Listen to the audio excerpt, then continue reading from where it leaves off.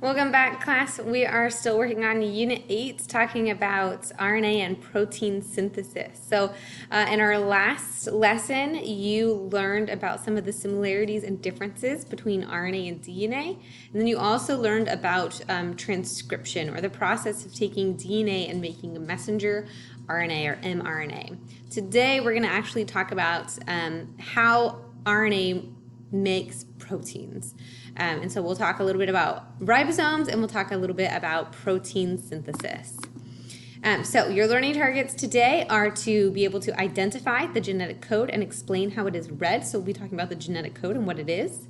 You will also be able to summarize the process of translation, a little bit different than transcription. And you'll be able to describe the central dogma of molecular biology. And we'll explain what the central dogma of molecular biology is in a little bit. So our big idea, remember, is information and heredity, and we're answering the question, how does information flow from the cell to the nucleus to direct the synthesis of proteins in the cytoplasm? And today we'll be answering the question specifically, how do cells make proteins? How does that happen? So we got an introduction to it last week, and so this week we're going to talk about how it actually happens. But real quick, I want you to try and crack this code and see what it says. So each number represents a letter, and I want you to try and solve it. So pause the video and see what you can do. Okay, if you looked at this and said, I have no idea how to do this, I don't have any information, what if I gave you a hint and said that 1 is A, 8 is H, 18 is R, and so on and so forth. So now can you solve the puzzle? So pause the video and give it a shot. Okay, now you should have been able to crack the code with the little hints I gave you. It should say, I can read this code. Well, RNA has a code very similar to this. And because RNA has a code similar to this, we can crack it. And we can learn what kind of proteins that RNA can actually make and can actually code for. So we'll get started with that. All right, so let's talk a little bit about the genetic code. And yes, I'm going to give you a hint to the genetic code just like I gave you a hint to cracking the previous code. But first, how would you build a system to read a code like the one you just cracked? So if you were making a secret code, what would it be like? How would you build it? Now, and think about some historical secret codes, right? We've got the Morse code system. There have been some other secret codes, especially those that were used back in things like World War I and II. So if you were going to develop a secret code, how would you do it? And then how would you read it? Well, the first step in decoding a genetic message is to transcribe a nucleotide base sequence from DNA to RNA. And remember, we talked about that last week. We talked about how DNA goes from DNA to RNA. So we started by copying the DNA into a secret code, but it's not really a secret because we cracked it quite a few years ago. The transcribed code contains all the information needed to build a protein. And luckily, your body doesn't really have to decode it. It kind of already knows. It's more us who needed to decode the code. So remember that joining amino acids together forms these long chains of things called polypeptides. And if you remember correctly, polypeptide is basically a protein. So, and if you think about our last lecture, there's a special type of RNA called tRNA that holds on to these amino acids and brings them to where they'll be formed into a polypeptide. So remember that amino acid plus amino acid plus amino acid equals a polypeptide or a protein.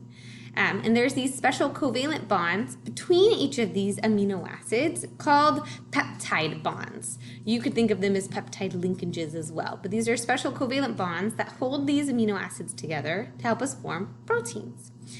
But it gets a little more complicated than that. There are as many as 20 different amino acids found in our polypeptides. They can be combined in a number of different ways to build all of the proteins that make up the many different organisms on this planet. So now you obviously are not going to memorize these 20 different amino acids. I mean, if you have nothing better to do, give it a shot. It could be really useful later in life. But these are the 20 different amino acids that the genetic code codes for. And we'll talk about how the genetic codes for that in a second. These 20 different amino acids are kind of like an alphabet, and you can rearrange them in many different ways to build the polypeptide that you want. So as many as 20 different amino acids are found in polypeptide chains. So these specific amino acids and the order in which they are combined determines the properties of a protein. It determines the shape of a protein, determines the functions of a protein, determines the folding of a protein, determine all the different things of a protein. So down here, amino acid plus amino acid plus amino acid equals polypeptide. The chemical structure of this polypeptide determines how this polypeptide is going to fold and be shaped, which is going to give you your protein. The sequence of amino acids determine the shape, which determines the function. And you should remember that from way back in the beginning when we talked about macromolecules and we talked about proteins. When it comes to proteins, shape is the most important thing because shape determines function. So, the bases of DNA and RNA form what is known as the genetic code. And it's this genetic code that helps us build these polypeptide chains, because each triplet code codes for specific amino acid. It's a combination of these amino acids that make polypeptides that make proteins. So the genetic code is read 3 letters at a time so that each word is 3 bases long and corresponds to a single amino acid. You can see down here that we've got codon 1, codon 2, and codon 3. You can think of each of these triplet codes as a word, and they correspond to a specific amino acid. And we'll talk about that in just a minute. The 3-letter word in mRNA is what we call a codon. So you can see those labeled down there. Some of you are already excited and ready to crack the code, but we'll talk about decoding mRNA in just a second. So now, codons are made up of 3 consecutive bases that specify a single amino acid to be added to the polypeptide chain. So you can see an example over here. Here is our RNA molecule. We've got codon 1, codon 2, codon 3, codon 4, and so on. And each of these has 3 base pairs or base sequences there. And they each correspond to their own amino acid. That means when we build this protein, this is going to be 1 amino acid, this is going to be a 2nd amino acid, a 3rd amino acid, and a 4th amino acid, and so on and so forth until we build the entire protein or polypeptide. So let's talk about how we read codons. There are 4 possible base pairs. Remember adenine, guanine, cytosine, and uracil, because we're talking about RNA.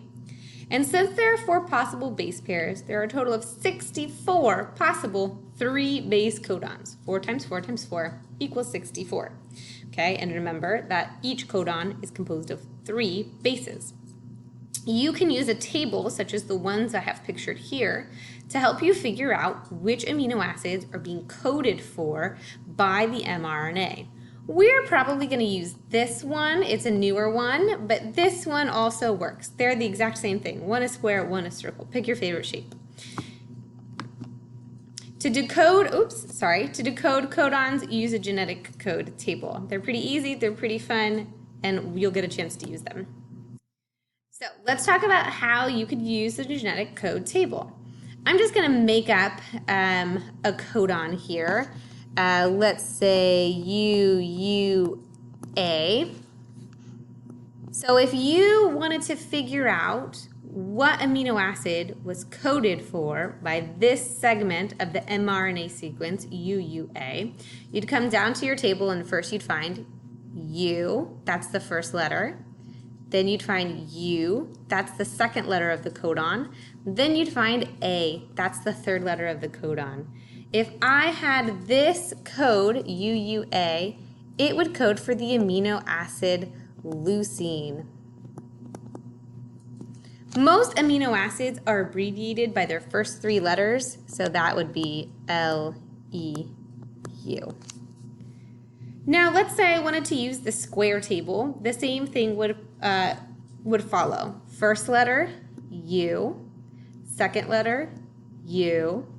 Third letter, A. So I'd come down here, and look, there it is, leucine. Perfect. All right? So we'll get some practice with that. But first, we have to talk a little bit about those stop and start codons we talked about in our last lesson. You already know a little bit about them. Start is like go, stop is like a period. So they act like punctuation marks.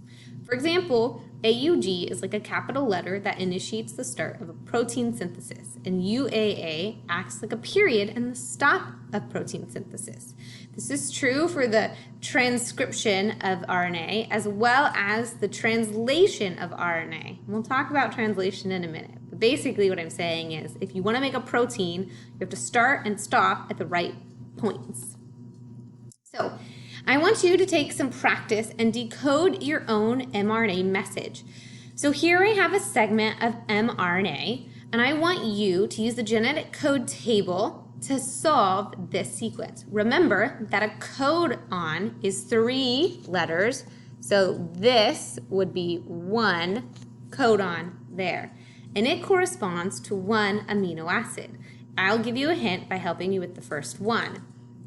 A is the first letter, G is the second letter, and G is the third letter, which means arginine is going to be the first amino acid in your sequence. So pause the video and give it a shot. Okay, now that you've given this a try, check your work. Did you get arginine, glycine, alanine, proline, serine, and then stop? If you did, great job. You've successfully cracked a code and built your very first polypeptide or protein. That is as easy as it gets. So this whole process of building a protein is what we call translation. This would be a great opportunity for me to remind you that there's a lot of new vocabulary in this unit, and so flashcards might be beneficial for you. So just keep in mind that where there's a lot of vocabulary, there's a lot of vocabulary on the test, so things to remember. All right, so the sequence of nucleotide bases in an mRNA molecule is a set of instructions that tells you what order the amino acid should be in order to produce a specific polypeptide. Translation is basically the reading of mRNA and translating it into a protein. You're going from DNA to RNA to protein. So this is the translation process. But something still has to actually assemble or put together the pieces. And that's where that tRNA comes into play. So remember that ribosomes are where the mRNA attaches to help assemble the protein. And then it's not just ribosomes alone, because ribosomes might hold on to the messenger RNA, but if we don't have the tRNA bringing us the amino acids, we're not going to be able to actually build the protein. Ribosomes use the sequence of codons, those 3-letter segments, in the mRNA to assemble or build the amino acids into the polypeptide chains. Translation is the decoding of an mRNA message into a protein. You can think about it like a foreign language. If mRNA is English, then the protein is French, and you have to translate the English into the French before you have a functional protein. So let's take a look at this ribosome right here, because it gives you our large subunit is this big green circle, and then it gives you our small subunit, which is this little green blot. And then notice the mRNA located right there. And then this is going to be our polypeptide chain right there. So you might want to keep the structure of the ribosome in mind as we talk about the translation process. So we're going to talk about the steps in translation. It's a multi-step process. So transcription is not part of the translation process, but is important. You have to transcribe the DNA into mRNA before you can translate it into a protein. Transcribed mRNA directs the protein synthesis process. Transcription, however, is carried out by ribosomes and tRNA after the transcribed mRNA enters the cell's cytoplasm. So remember, inside the nucleus, transcription takes place. It goes from DNA to mRNA. The mRNA gets edited, introns get cut out, and exons get spliced together. It leaves the nucleus and goes into the cytoplasm, where it will find a ribosome, and protein synthesis can continue. Now, let's talk about these steps. Step 1.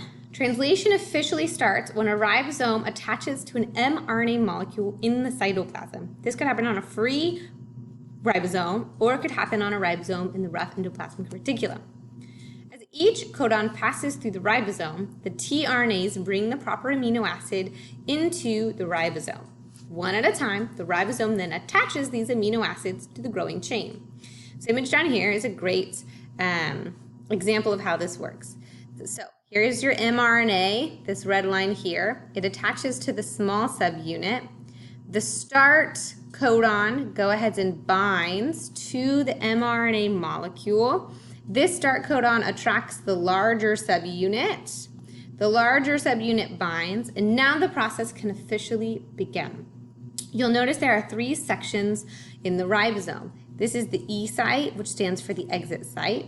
This is what we'll call the bonding site. It's actually the P site. And this is the A site, which is kind of like the active site or the waiting site. So here we go. We've got steps 1 here. We've got bonding happening. Now what's going to happen is this is going to attract, this open spot here is going to attract a new tRNA with a new amino acid. That new amino acid is going to be attached. You can see the amino acids up here, and you can see that they're getting built. And then as they get pushed over, it's kind of like an assembly line. This is going to bump this guy over here. This is the exit side. It can leave, opening a new spot here. And then the process continues as we build our growing polypeptide chain. And we'll break this image down a little bit more as well. So each tRNA molecule carries only one type of amino acid, and that's because it has its own very specific code. tRNAs are 3 codons long. We call them anticodons because they code for a specific section on the mRNA molecule. Each tRNA only has one amino acid. So each tRNA molecule only has 3 unpaired bases known as the anticodon. Ribosomes have a second binding site for tRNAs for the next codon. So I'll show you the anticodon down here. If you look at this image, you'll notice this is a tRNA right here. Here is the amino acid. In this case, it's lysine. And here is the anticodon, U. The anticodon is going to bond to the A. Only lysine can be a part of this anticodon because it is coded specifically for that amino acid. Just like this is methionine here, UAC, which bonds to AUG. AAG bonds to UUC. So here is the anticodon. It's important to know that when you're using a genetic code and you're trying to crack the code, what you're looking at is the mRNA sequence, for example, the AUG. The anticodon would be what's on the tRNA or the UHC. All right, so onward we march. Step 2. Ribosomes then help form a peptide bond between the first and the second amino acid. This is kind of like an assembly line.